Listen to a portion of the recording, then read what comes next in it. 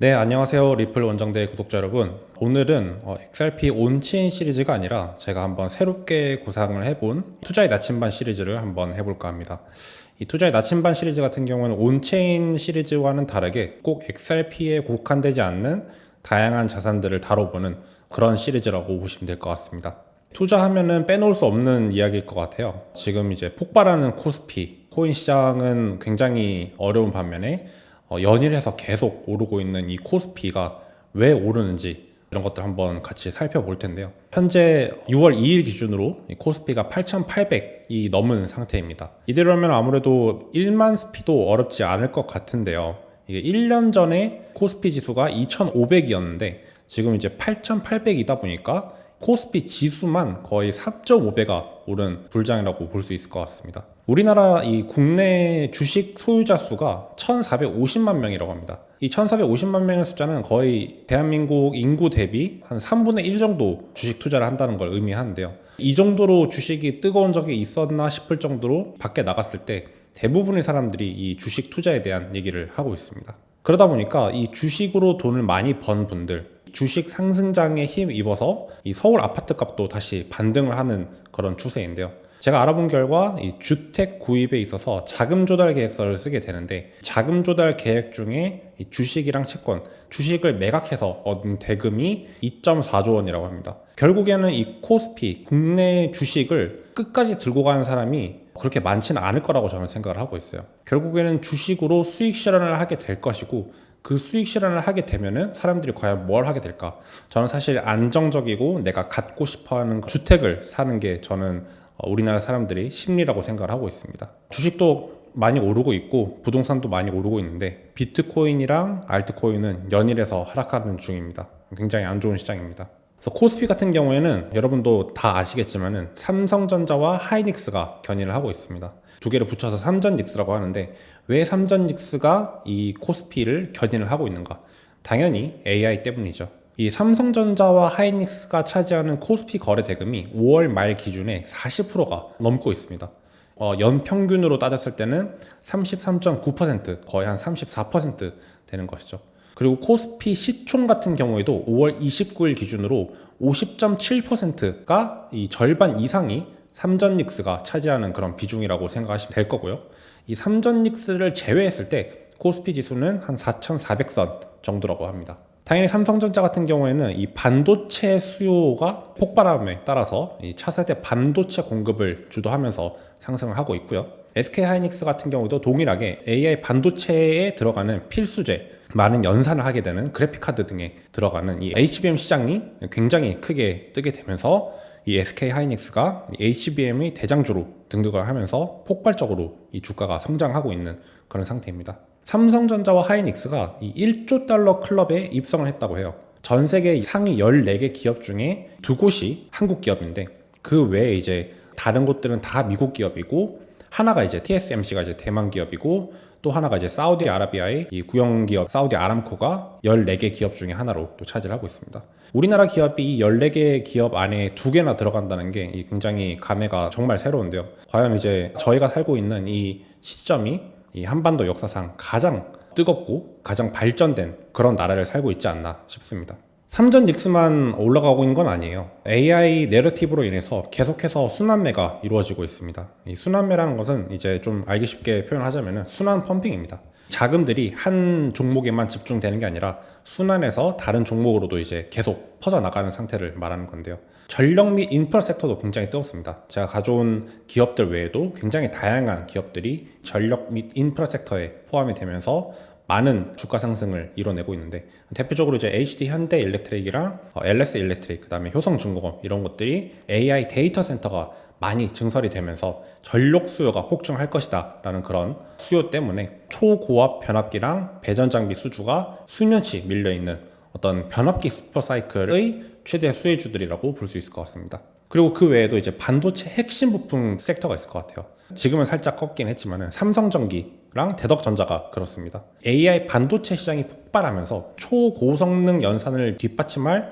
어떤 고부가 패키지 기판, 이제 FCBGA라고 하는데 굉장히 수요가 높아지면서 이 높은 기술 장벽을 이제 기반으로 한 본격적으로 실적 대폭발을 맞이한 이런 핵심 부품주들이 이런 반도체 핵심 부품 섹터라고 보시면 될 것 같습니다. 그 외에도 이제 LG전자도 최근에 굉장히 많이 오르고 있고, 젠슨 황이 우리나라에 방문하면서 네이버와 다양한 AI 사업을 하겠다라고 발표를 하면서 네이버도 굉장히 큰 주가 상승을 이뤄내고 있는 상태인데, 이 하드웨어를 넘어서 인프라랑 소프트웨어 전반으로 확산되는 이런 순환매의 핵심 수혜주들이 주가 상승을 이뤄내고 있는 상황이죠. 근데 여러분, 순환매를 보시면서 코인을 꽤 오랫동안 투자하신 분들이라면 좀 낯이 익은 상황이지 않을까요? 과거에 저희가 이제 코인 불장 맞았을 때도 이 순환매, 순환 펌핑 구조가 일어났었던 기억이 납니다. 비트코인이 먼저 오르고 나서 메이저 알트, 뭐 이더, XRP, 솔라나 이런 메이저 알트들이 오르고 난 뒤에 그 뒤에 이제 소형 알트들, 밈코인이나 디파이 코인들, 이런 코인들이 이제 순차적으로 펌핑되는 모습을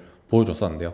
저는 이것이 똑같이 작용을 할 거라고 생각을 하고 있습니다. 지금은 이제 AI 직접 수혜주, 반도체를 생산을 하고 있는 이 삼전닉스 뿐만 아니라 AI 간접 수혜주들, 반도체 부품을 생산을 한다든지 아니면 클라우드를 구축을 한다든지 아니면은 전력을 공급하는 그런 전기 회사라든지 이런 것들이 오르고 있는데, 그 뒤에 정말 위험한 고점 신호 중에 하나는 내러티브로만 오르는 소형주들이 이 주가 상승을 하게 된다면 저는 그건 굉장히 위험한 신호라고 생각을 하고 있습니다. 결국에 실적이 받쳐줘야 그 실적을 바탕으로 이 주가 상승이 이루어져야 되는데, 순환매가 끝에 갈수록 정말 가설로만, 내러티브로만 주가 상승이 일어나는 끝물이라고 하죠. 마지막 끝물인 상태가 저는 굉장히 위험하다고 생각을 하는데, 저는 사실 과거 코인의 순환매, 그 다음에 지금 이제 퍼져나가고 있는 순환매 구조가 굉장히 비슷하다라고 생각을 하고 있고, 코스피의 상승이 영원할 거라고 생각을 하지는 않습니다. 자, 데이터를 가져와 봤는데요. 데이터는 어느 정도 제 사견이 좀 담겨 있다 보니까 적절히 이제 판단하시면서 들으시면 될 것 같습니다. 글로벌 AI 기업들이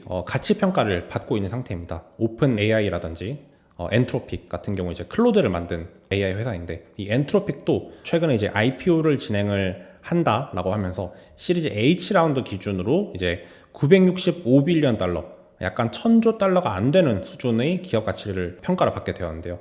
사실 삼성전자가 1000조 달러가 조금 넘습니다. 보통주 시총 기준으로는요. 만약에 이제 우선주를 포함하게 된다면 이제 1450빌리언 달러가 되긴 하는데, 사실 엔트로픽 같은 경우에는 965빌리언 달러로 이제 삼성전자 보통주 기준으로는 두 기업 모두 약 1조 달러 안팎으로 몸값이 비슷하게 형성이 되어 있습니다. 근데 이 두 기업의 연간 매출액을 한번 살펴보게 되면은, 삼성전자 같은 경우에는 240빌리언 달러, 2025년 연간 실적 기준인데요. 반면에 엔트로픽 같은 경우에는 10빌리언 달러, 2025년 실제 매출 기반입니다만은 매출 차이가 삼성전자가 엔트로픽보다 24배를 압도를 하고 있습니다. 근데 기업 가치는 거의 엇비슷하게 평가를 받고 있는 상태죠. 영업이익 같은 경우에도 삼성전자는 지금 굉장히 큰 영업이익을 내고 있는 반면에 엔트로픽은 아직 적자 진행 중입니다. 2028년 정도 되어서야 흑자 전환을 할 수 있을 거라고 그렇게 목표를 잡고 있는 상태인데, 삼성 같은 경우에는 실제로 반도체를 판매를 하면서 강력한 현금 인색이 정말 캐시카우 그 자체인 반면에, 엔트로픽 같은 경우에는 아직 초기다 보니까 계속해서 투자를 하고 인공지능 모델에 대해서 훈련을 해야 되다 보니까 계속해서 적자가 나고 있는 상태인 것이죠. 근데 만약에 이 시점에 엔트로픽이 정말로 이 965빌리언 달러의 몸값을 책정을 받게 된다면은 삼성전자와 거의 엇비슷한 수준의 몸값으로 평가를 받게 되는 건데, 이게 적절한지는 사실 의견이 좀 엇갈리고 있는 상태입니다. 그래서 이 AI 기업 같은 경우에는 지금이야 이 AI가 세상을 바꿀 수 있다 라는 어떤 그런 기대감 때문에 기업들이 굉장히 높은 몸값으로 평가를 받고 있는데, 만약에 시간이 좀 더 지나서 정말로 이 AI 기업들이 그런 가치를 낼 수 있는가, 이런 것들에 대해서 진지하게 평가를 받는 날이 온다면은 사실 이 정도의 몸값보다는 조금 저는 떨어질 거라고 생각을 하고 있습니다.